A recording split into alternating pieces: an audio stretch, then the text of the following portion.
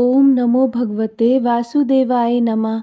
बैसाख मास के अंतिम 5 दिन, जिन्हें कई परंपराओं में विशेष पुण्यदायक माना जाता है, साधना, संयम और शुद्धि के लिए बहुत महत्वपूर्ण माने जाते हैं ये दिन। इन दिनों में किए गए छोटे छोटे नियम भी विशेष फलदायक होते हैं। जैसे आप सूर्योदय से पहले उठकर स्नान करें, स्नान के बाद सूर्य को अर्घ्य दें, सात्विक आहार लें बिना लहसुन प्याज वाला, जल से भरा मटका, पंखा, छाता, अनाज अवश्य दान करें, प्यासे को जल पिलाएं, भूखे को अनाज खिलाएं, तुलसी पूजा करें और दीपदान अवश्य करें। बैसाख मास कथा की इस श्रृंखला में आज हम 19वां अध्याय श्रवण करेंगे। श्री गणेशाय नमः। गुरुवर को प्रणाम। भगवान विष्णु के चरणों में कोटि कोटि प्रणाम। 19वां अध्याय। व्याध ने कहा, हे मुने, आपने बैसाख धर्म की महत्ता और पुण्य का उल्लेख करते हुए उसे भगवान विष्णु के निमित्त समर्पित करने का वर्णन किया है। इसलिए अब कृपा करके आप भगवान विष्णु की महिमा का भी वर्णन कीजिए। भगवान विष्णु कैसे हैं तथा वैशाख धर्म क्या है, मुझे यह बताने की कृपा करें। तब शंख मुनि ने कहा, हे व्याध, भगवान विष्णु का कल्मष रहित स्वरूप ब्रह्मा इत्यादि देवताओं के भी ध्यान में नहीं आता है। वे संपूर्ण शक्तियों से युक्त, निर्गुण, अनंत, सच्चिदानंद स्वरूप हैं। समस्त चराचर के वे ही एकमात्र स्वामी हैं। वे ही पूर्ण ब्रह्म हैं।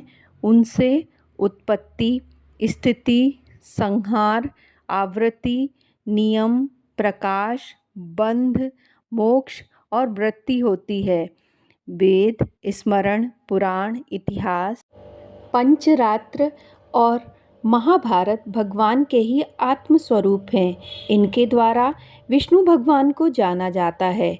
उनके जन्म, कर्म और गुणों का ज्ञान होने पर ही प्राणी को मोक्ष प्राप्त होता है। वे समस्त चराचर में व्याप्त हैं। प्रत्यक्ष रूप में आगम अथवा अनुमान द्वारा बल, ज्ञान और सुख में प्रथम मनुष्य को जानना चाहिए, उससे 100 गुना राजा होता है। तत्वाभिमानी देवता उससे भी सहस्त्र गुने होते हैं।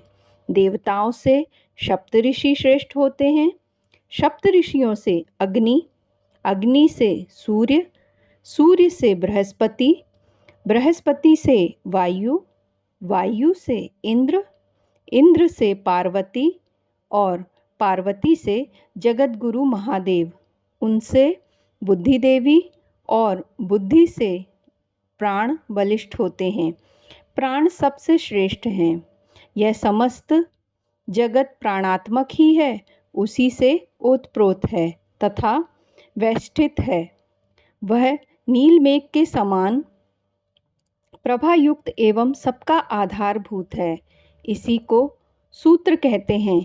लक्ष्मी के कटाक्ष मात्र से ही इसकी स्थिति है। तब व्याध ने पूछा, भगवान विष्णु की एकमात्र कृपा पात्र लक्ष्मी देवी हैं, उनके समान कोई नहीं है। जीव में प्राण नामक सूत्र कैसे हुआ? हे मुने, मुझे यह बताने की कृपा करें कि परमात्मा प्राण से अधिक कैसे है।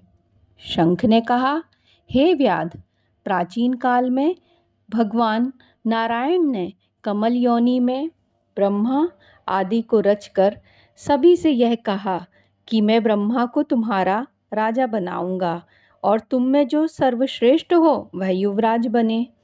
परंतु उसे शील, शौर्य, औदार्य आदि गुणों से संपन्न होना चाहिए। भगवान के यह वचन सुनकर देवता इंद्र के पास जाकर विवाद करने लगे। कोई सूर्य को, कोई इंद्र को तो कोई अन्य को श्रेष्ठ कहता था। जब वे लोग कोई निर्णय करने में असमर्थ रहे तो भगवान के पास गए और बोले, हे प्रभु, हमने आपस में बहुत विचार किया, परंतु हम में से कोई भी अधिक श्रेष्ठ नहीं लगा। अतः अब आप ही इसका निर्णय करने की कृपा करें। भगवान उनकी बात सुनकर हंसे और बोले, मेरे विराट स्वरूप शरीर में से, जिसके निकलने पर शरीर गिर पड़े और उसके प्रवेश होने पर वह पुनः खड़ा हो जाए, वही तुम सब में श्रेष्ठ है। भगवान की यह बात सुनकर जयंत भगवान के पाँव में से निकल गया, तो उससे सब लोग पंगु कहने लगे। दक्ष प्रजापति गुहेंद्रियों में से निकल गए तो उन्हें षण्ड कहने लगे। इंद्र हाथों से निकल गया तो उसे लूला कहने लगे। नेत्रों से सूर्य के निकलने पर उसे काना कहने लगे। नसिका से अश्विनी कुमारों के निकलते ही उन्हें नकटा कहने लगे। कानों से 10 दिशाएं निकली तब लोग उन्हें बहरा कहने लगे। जीभ से वरुण के निकलने पर उसे अर्सज्ञ कहने लगे। वाणी से अग्नि निकला तो उसे गूंगा कहने लगे। रुद्र मन से निकले तो उन्हें जड़ कहने लगे। सबके निकल जाने पर भी शरीर गिरा नहीं। अंत में प्राण के निकलते ही शरीर गिर पड़ा और उसे मृत कहने लगे। तब भगवान ने कहा, जो इसे उठाने में समर्थ होगा वही सर्वश्रेष्ठ है। पुनः सभी देवताओं ने क्रमबद्ध रूप में प्रवेश किया, परंतु शरीर मृत ही रहा। अंत में प्राण के प्रवेश करते ही शरीर उठ बैठा। सभी देवताओं ने निश्चय किया कि बल, ज्ञान, धैर्य, वैराग्य और जीवन से भी अधिक प्राण ही समस्त देवताओं का अधीश्वर एवं व्यापक है। अतः उन्होंने प्राण को ही युवराज बनाया। उसके सम्मानार्थ सामवेद का गान करने लगे। इसी कारण यह चराचर सृष्टि प्राणात्मक है। प्राण सर्वव्यापक है और सबका मूल है। यह प्राण भगवान विष्णु का अनुवर्ती और वशीभूत है। इसी कारण प्राणी को भगवान विष्णु का विशेष सहायक कहते हैं।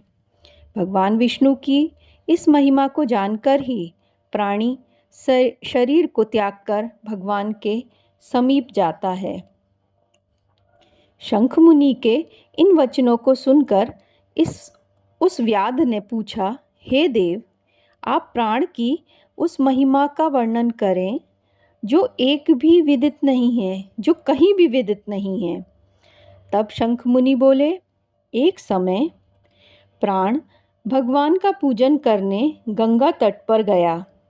वहाँ ऋषि मुनियों के साथ धरती को हल से शुद्ध किया। पृथ्वी के नीचे कण्व ऋषि समाधि लगाए बैठे थे। वे हल से खींचकर बाहर आ गए। उन्होंने हल चलाया तो वे हल से खींचकर बाहर आ गए और सामने प्राण को देखकर शाप देते हुए बोले, तीनों लोकों से तेरी महिमा नष्ट हो जाएगी और तुझे पृथ्वी पर कोई भी नहीं मानेगा। इस पर प्राण को बहुत क्रोध आया और वह मुनि से बोला, तूने मुझे निरपराधी को शाप देकर उचित नहीं किया है। इसी कारण हे ऋषि, तुम गुरुद्रोही होगे और सभी जगह तुम्हारी निंदा होगी। हे व्याध, उसी समय से पृथ्वी पर प्राण की महिमा लोप हो गई। ऋषि ने भी शाप के वशीभूत होकर अपने गुरु की हत्या कर दी और वह सूर्य का शिष्य हुआ। हे व्याध, तूने जो पूछा था वह सब मैंने बता दिया। अब और क्या पूछना चाहता है? इस पुण्यदायी बैसाख महात्म्य कथा का आगे का वर्णन आपको 20वें अध्याय में मिलेगा। 19वां अध्याय यहीं समाप्त होता है। बैसाख महात्म्य कथा का 20वां अध्याय हम कल श्रवण करेंगे। ये वीडियो मैं यहीं एंड करती हूँ। राधे राधे। और आप सभी कथा श्रवण करने वाले सभी लोगों को मेरा प्रणाम।